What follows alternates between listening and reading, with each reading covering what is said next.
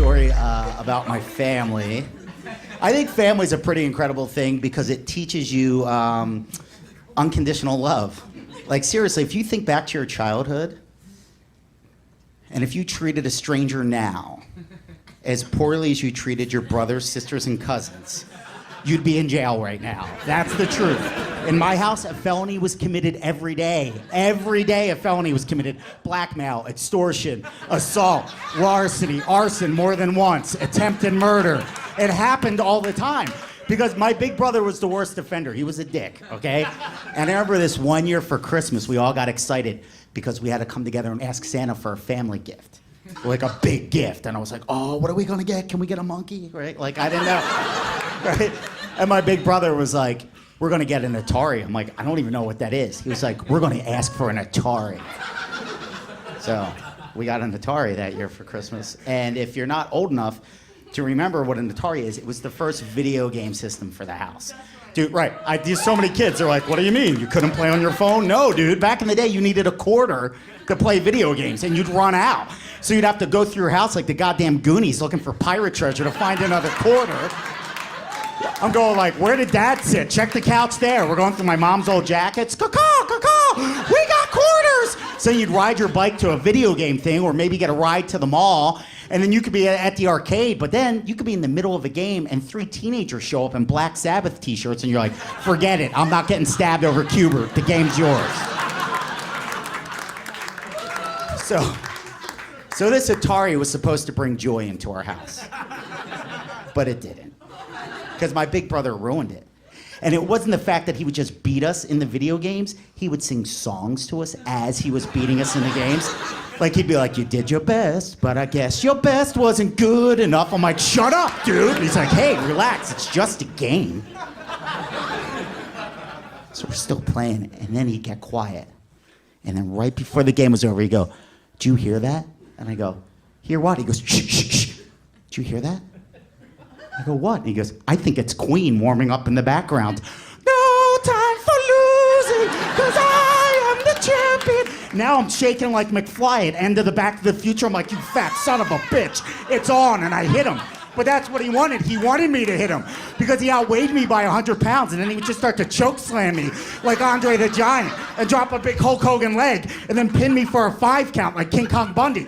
And then my dad would be like, son of a bitch! I'll unplug the goddamn game! Now my dad's running downstairs and he's breaking up the fight. And he's like, Chris, go to your room! And Chris is like, Steve started it. And he was like, well, then you're going to your room too. How the hell is that fair? That's not fair.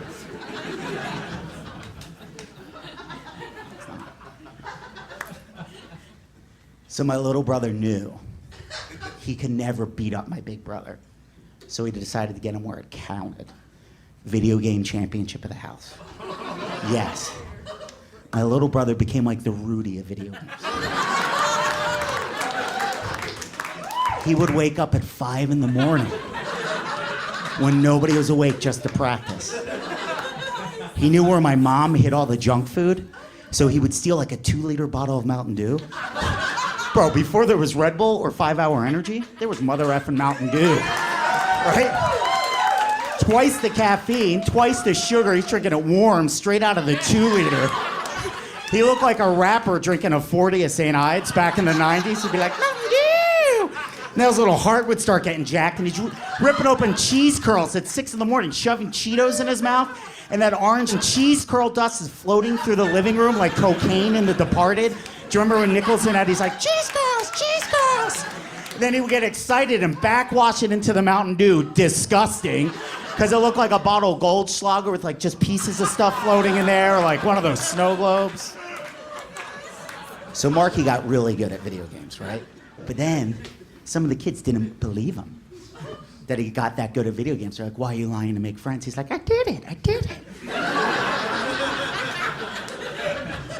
So this is how smart my little brother was. He was like, I'm gonna need evidence. So he bought a Polaroid camera to take pictures of the TV set to prove that he beat games and stuff. And then I remember this kid, Jason, was like, we don't believe you. I was like, oh, really? I wish I had something to show you. Boom, right? And everybody's like, oh, that's awesome. And then Jason was like, yeah, well, how do we know you did it? And the next picture is like my older brother hugging the TV, like, I knocked out Mike Tyson, bitch. Right? So, Mark got good at games. My big brother doesn't know this, right? A couple years had gone by. I remember this day vividly. Okay. My big brother's on the game console. He's down there, he's warming up. He doesn't know Mark's gotten this good. We are confident. I mean, we come down the steps like Ric Flair and the Four Horsemen confident. Like my older brother's like, woo! You might not like it, but one day you'll learn to love it, fat boy. Let's rock. Mark immediately starts lighting him up, and he's like, it's awfully quiet over there. You must be losing. Bonk, bonk, right? And Chris is like, shut up. And Mark's like, okay, relax. It's just a game. Hey, Chris, do you hear that? And Chris goes, hear what? He goes, I think it's Queen warming up in the background. No time for losing, because I am the new champion. Steve, take a picture of his fat face when I win. So I'm like, dude, where's your camera? And he's like, oh my God, I left it upstairs. I'm like, what? He goes, it's next to the Fruity Pebbles. So as I'm running up the steps and Mark's not looking, Chris unplugged his joystick. Oh my God, it gets so much worse. So much worse. So I'm coming down the steps and I just see Mark going, I can't move my man. I can't move my man. Hit pause. Hit pause. And Chris is going, what? I can't hear you. Queen's playing too loud. He's like, this doesn't count. Chris wins the game. Immediately, Mark starts to cry. I hate you. And when Mark pushes Chris away, he sees that that cord was unplugged. Oh my effing goodness. I didn't think this could happen in real life. Mark's eyes rolled into the back of his head. And he starts to spit out Mountain Dew and Cheeto dust. He looks like a dragon. And he starts swinging the joystick in front of his body like a martial arts weapon. And for the first time, I saw fear in my big brother's eyes. He was like, hey, dude, take it easy. And he was like, I hate you! Now it's over his head like Indiana Jones. It sounds like a Blackhawks landing on our family room. And he's just going, die, bitch, die! And he starts to smash my big brother in the face. I'm like, what should I do? And Marky's like, help me! So we double teamed on him, dropping those mother effing bees on him. We're giving him a ghetto boys beatdown. I don't know if it's doing any damage, but it feels great. I'm like, take that, fat boy, take that. Marky starts to take the cord, and he's wrapping it around Chris's throat. He's making noises like Luca Brasi in The Godfather, like, ah, ah. I'm like, you're gonna kill him. I wanna kill him! I wanna kill him! So as Mark's leaning in on the choke, I see Chris's legs start to shake, and his chubby fingers going back and forth like this, like Hulk Hogan in The Sleeper, and he just throws Mark. Mark flies, and he gets up, and he's like, and I'm like, hey, man, I'm glad you won. And he goes, oh, yeah? I'm glad I did this. And he went, boom, right in my face. Now, look, there's a code to brother wars. It's passed down from generation to generation. No punching to the face. Everything else is on the books. You could throw a ninja star at your brother, launch a bottle rocket at him, put a stick in his bike and watch him flip over. All that's cool. But no kicking to the balls, no punching to the face. So he drops me, and I'm pissed. I get up, and I'm like, oh, F this. I'm getting mom, and I take off. He's like, where are you going? I'm like, I'm getting mom! You're going to jail, bitch! You're going to jail! And Mark is like, we're pressing charges! We're pressing charges! Now, Chris is real calm. And he's like, where are you going? I'm like, I'm getting mom! You're going to jail, bitch! And he just looks at me, he goes, you mean, my mom, right? And I went,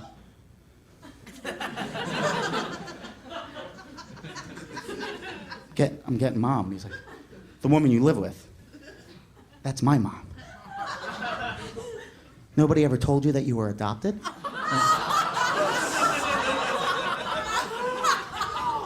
And Marky goes, that's not true. Is it not true? Did I punch you in the face? No, because you're my real brother. I punched Steve in the face because he's a stranger. I was like, well, I'm still gonna tell. He's like, go ahead. Tell my mom that her real son had to punch you in the face. See what happens. She'll make you pack up your stuff and leave. I was like,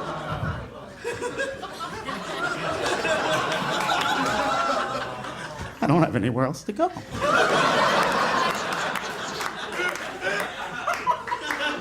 So he's like, well, I guess I won't tell. So if you don't tell, you can just come down here and pretend this didn't happen. I was like, thanks, man. He's an evil genius. He punches me in the face and I'm thanking him for it.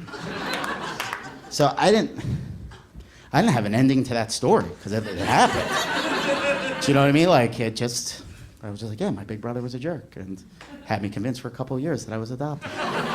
Like it happened all the time. We'd always fight. We'd always say the meanest stuff possible. So then I was like, yeah, if I talk about this on stage, people can relate to it, you know? So, like brothers can be mean and you love each other through it and that's it. Now we're awesome friends. So one night after a show, this guy came up to me and he was like, you know what, dude? My big brother, same thing. He used to tell me I was adopted all the time. And I was like, yeah, they're jerks, right? And he was like, well, the messed up thing is, years later, I found out I really was adopted. Yeah. And here's the thing, though. He wasn't the only. People started to come up to me, and they were like they had this uneasiness about being adopted. I'm like, oh my God, this is not what I want to do. I want to put more love into the world and remind people that family's awesome, and it's the little things and pizza night and stuff, you know? And then the other thing is, like, so I always thought I wanted to adopt kids at some point. Maybe because, in hindsight, my brother told me I was adopted for years. But, right, like, I think what a privilege it would be, because getting back to that whole unconditional love thing, like, how amazing that would be to, like, one day hear my kids getting into a fight downstairs, and one kid's like, you know, you were adopted. And he's like, yeah, that's right, bitch, because mom and dad wanted me. They walked into a room and picked me out. You were an accident. You just showed up, and they're like, how are we going to feed this one? Good night, and God bless you. Take care.